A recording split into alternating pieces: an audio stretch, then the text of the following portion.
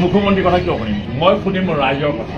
তেওঁলোকে বহি থাকক, মই বহি থাকিম। ভাৰতীয় জনতা পাৰ্টীয়ে কেৱল আইন কৰিলে, অসমৰ প্ৰদেশ বিজেপিয়েও সেইখন সমৰ্থন কৰিলে, চৰকাৰক সমৰ্থন কৰিলে। বিজেপি MLA হৈ এটাই মানুহে মই তাৰ বিৰোধিতা কৰোঁ। মোক কিবা কৰিলে নেকি? সিহঁতে কিবা সাহস কিয় গোটাব নোৱাৰিলে মোক এক্সপ্লেইন কৰা। মই দুয়োটা ক'লো, মই বিজেপিৰ মানুহে কোৱাহেঁতেন ভাল পালোহেঁতেন। আমি অহংকাৰ কৰোঁ যে পৃথিৱীৰ ভিতৰত সৰ্বশ্ৰেষ্ঠ দল আৰু ইয়াতে সদস্য পৃথিৱীৰ ভিতৰত বেছি। পৃথিৱীৰ ভিতৰত যদি ইমানেই বেছি, গুৱাহাটীত এজন কেণ্ডিডেট দিছপুৰৰ কাৰণে বাচিব নোৱাৰি, হায়াৰ কৰিব লাগে। ফুটবল খেলত হায়াৰ কৰাটো বেলেগ কথা, 10টা প্লেয়াৰ ভাল, এটা বেয়া। ইমান ডাঙৰ দল এটা প্লেয়াৰ হায়াৰ কৰিব লাগে কংগ্ৰেছৰ পৰা হায়াৰ কৰি যদি আনি থাকে সদায় তেতিয়া বিজেপি কৰাবিলাক নিবলৈ নাপায়।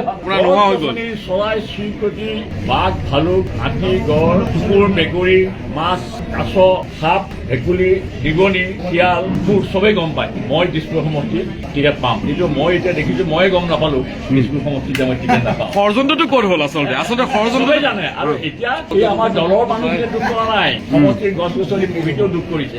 আৰু এই প্ৰকৃতিৰ চাও লাগিব, চাই থাকক। আৰু বেছি নকওঁ, মই এটা হ'ল ইলেকশ্যন খেলিব পাৰোঁ, নহ'লে মই মেয়ৰ পৰ্থকো সমৰ্থন দিব পাৰোঁ, নহ'লে মই মনে মনে বহি থাকিব পাৰোঁ। এই তিনিটা কোনটো কৰিম? মানে এইটো সময় ক'ব, বহুত সময় আছে। 4 তাৰিখে প্ৰেমধৰ বৰাৰ কাৰণে বিহপুৰীয়া মানুহৰ লগত মোৰ এটা মধুৰ সম্পৰ্ক হ'ল। সেইখন মোৰ কাৰণে দ্বিতীয় দিছপুৰ। ভূপেন বৰাকটো দিলেও নিজিকে। মই খবৰ পাই আছো যে বিহপুৰীয়াত ভূঞা জিকিব আৰু খাউন জিকিব ৰঙানদী। আগলৈকে মই ঠিকে আছে, এতিয়াতো মানুহেতো ভাবিবলৈ আৰম্ভ কৰিছে। প্ৰদ্যুৎ বৰদলৈ অহাৰ লগে লগেতো বশিষ্ঠৰ বিজেপিৰ অফিচটো দিলীপ শইকীয়াৰ কণ্ট্ৰলত থাকিব জানো?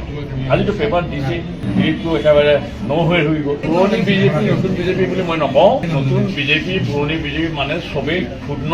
সববিলাক কথা মানি ল'লেও প্ৰদ্যুৎ বৰদলৈক দিছপুৰ সমষ্টিত কেণ্ডিডেট দিয়া কথাটো মানি ল'বলৈ নতুন পুৰণি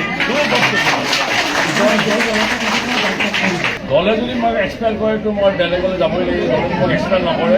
কাৰ বিৰোধিতা কৰিছিলোঁ মই? কাৰ বিৰোধিতা কৰিছিলোঁ সেইটো সুযোগ নাছিল জানো? ভাৰতৰ কেন্দ্ৰীয় চৰকাৰে কেৱল আইন কৰিলে, ভাৰতীয় জনতা পাৰ্টীয়ে আইন কৰিলে, অসমৰ প্ৰদেশ বিজেপিয়েও সেইখন সমৰ্থন কৰিলে, চৰকাৰক সমৰ্থন কৰিলে। বিজেপি MLA হৈ এটাই মানুহে মই তাৰ বিৰোধিতা কৰোঁ। মোক কিবা কৰিলে নেকি? কৰিলে নেকি কিবা? তেতিয়াহ'লে সিহঁতে কিবা সাহস কিয় গোটাব নোৱাৰিলে মোক এক্সপ্লেইন কৰা। মই শুনিম ৰাইজৰ কথা। তেওঁলোকে বহি থাকক, মই বহি থাকিম। মুখ্যমন্ত্ৰীৰ কথা কিয় শুনিম? ভূপেন বৰাকটো দিলেও নিজিকে। তাত জিকিব দুজন মানুহ, এজনৰ হ'ল উপাধি ভূঞা, আন এজনৰ উপাধি হ'ল খাউন। এই দুজনেহে জিকিব। কাৰণ বিহপুৰীয়াখন মোৰ কাৰণে দ্বিতীয় দিছপুৰ। কাৰণ প্ৰেমধৰ বৰাৰ কাৰণে বিহপুৰীয়া মানুহৰ লগত মোৰ এটা মধুৰ সম্পৰ্ক হ'ল। সেইখন মোৰ কাৰণে দ্বিতীয় দিছপুৰ। গতিকে মই খবৰ পাই আছো যে বিহপুৰীয়াত ভূঞা জিকিব আৰু খাউন জিকিব ৰঙানদী। খবৰ পাইছো। মই নকওঁ, আপোনালোকে ৰিজাল্ট কৰিব 4 তাৰিখে। টিকেট নোপোৱাৰ পিছত যদি তেওঁলোকে ভাবে তেওঁলোকৰ সমষ্টি তেওঁলোকতকৈ ভাল কেণ্ডিডেট দিছে, সমষ্টিৰ বাকীও তেওঁলোকক সমৰ্থন নকৰে, তেওঁলোকে মনে মনে থাকক। মইতো ভাবিছো যিটো সেইটো মোৰ সমষ্টি মানুহে ভাবিছো। মই যিটো কৰিম সমষ্টি মানুহে কৰিব। গতিকে সেইসকল বিধায়কে কি ক'ব কি নক'ব সেইবোৰত মোক সোমাবলৈ মোৰ ইচ্ছা নাই। এতিয়াতো আপত্তি বা সমৰ্থনৰ কথা নাই, মোকে দিব লাগিছিলে। যদি কিবা কাৰণত তেওঁলোকে ভুল কৰাৰ ফলত যদি জয়ন্ত দাসে মানুহৰ পৰা কোনোবা এটা তাতে আহি পেলাই টিকেটটো কৰিলেহেঁতেন, তেতিয়াহ'লে আমাৰ মানুহবিলাকৰ ক্ষোভ নহ'লহেঁতেন। মোৰতো ক্ষোভ থাকিবই, কাৰণ মোকে টিকেটটো লাগে। কাৰণ মই 31 সময় ইলেকশ্যন নেখেলো বুলি ভাবি আছো। যদি 31 সময় মই ইলেকশ্যন নেখেলো বুলি ভাবিছো, স্বাভাৱিকতে মোকে দিব লাগিছিলে। কি মোক নিদিলে বাকীসকলক দিলেহেঁতেনো হয়তো আমাৰ সমৰ্থকসকলৰ ইমান ক্ষোভ আজি আপোনালোকে দেখিবলৈ নাপালে। কি 1,30,000 ব্যৱধানত 2বাৰ জিকিছো দেই। পিছৰবাৰ কোভিড হোৱাৰ কাৰণে 3,000 মান ভোট দিছে। 1,30,000 ভিতৰত প্ৰথমবাৰ 16 জিকিছো, 21 জিকিছো। 3,000 মান ভোট কম হৈছিল কোভিডৰ কাৰণে। কিছুমান মানুহৰ ঠাইত ভোট আছিলে, কিন্তু ইয়াত দি পেলাই গাঁৱলৈ যায়, গাঁৱত দি পেলাই ইয়ালৈ আহে। এইখিনি মানুহ নোহোৱাৰ কাৰণে মই 3,000 ভোটৰ ব্যৱধানত জয়ন্ত দাসকতো মই বেয়া নাপাওঁ, আচলতে মই তাক ভালেই পাওঁ। ইহে মোক বেয়া পায়, মই তাক বেয়া নাপাওঁ নহয়, কাৰণ সি বহুত দিনৰ পৰা লাগি আছে।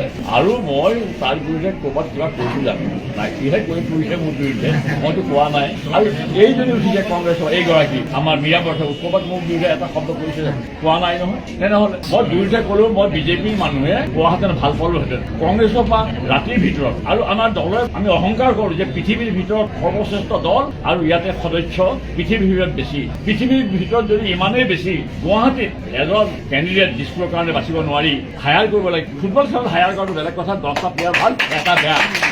ইমান ডাঙৰ দল এটা প্লেয়াৰ হায়াৰ কৰিব লাগে কংগ্ৰেছৰ পৰা হায়াৰ কৰিব যদি আনি থাকে সদায় তেতিয়া বিজেপি কৰাবিলাক বিজেপি নকৰাই চৰাই চিৰিকটি বাঘ ভালুক হাতী গড় কুকুৰ মেকুৰী মাছ কাছ কৈছো নে চৰাই চিৰিকটিবিলাক কৈছো নে আৰু সাপ ভেকুলী নিগনি শিয়াল মোৰ চবেই গম পায় মই দিছপুৰ সমষ্টিত টিকেট পাম কিন্তু মই এতিয়া দেখিছো ময়ে গম নাপালো দিছপুৰ সমষ্টিত মই টিকেট নাপাম ষড়যন্ত্ৰটো ক'ত হ'ল আচলতে চবেই জানে আৰু এতিয়া এই আমাৰ দলৰ মানুহখিনিয়ে দুখ কৰা নাই সমষ্টিৰ গছ গছনি প্ৰকৃতিও দুখ কৰিছে আৰু এই প্ৰকৃতিৰ খাও লাগিব চাই থাকক আৰু বেছি নকওঁ মই সিদ্ধান্তটো লোৱা নাই দলেও মানুহখিনিয়ে যদি ভাবে তেওঁলোকে কওক মই একো সিদ্ধান্ত নলওঁ মই মঙলবাৰে ঘৰত সোমাই থাকো আৰু এতিয়াও মই ঘৰত বাহিৰে সোমাই থাকিম এটা হ'ল ইলেকশ্যন খেলিব পাৰো নহলে মই মেয়া বৰঠাকুৰকো সমৰ্থন দিব পাৰো নহলে মই মনে মনে বহি থাকিব পাৰো এই তিনিটা কোনটো কৰিম সেইটো 22 তাৰিখত কোনে কৰিলে শব্দটোৱে শুভই আটাইতকৈ মানে একচেপ্টেবল আটাইতকৈ মানে গ্ৰহণযোগ্য হ'ব সৌযোগ্য হ'ব বিশ্বাসঘাতক মোক দিব লাগিছিল বেলেগক দিয়াহেঁতেন হয়তো মোৰ খংটো থাকি গ'লহেঁতেন কিন্তু বাকী সমষ্টিৰ মানুহৰ খংটো হয়তো কম হ'ল মানে এইটো সময় ক'ব বহুত সময় আছে 4 তাৰিখে আপোনালোকে চলাই যাওক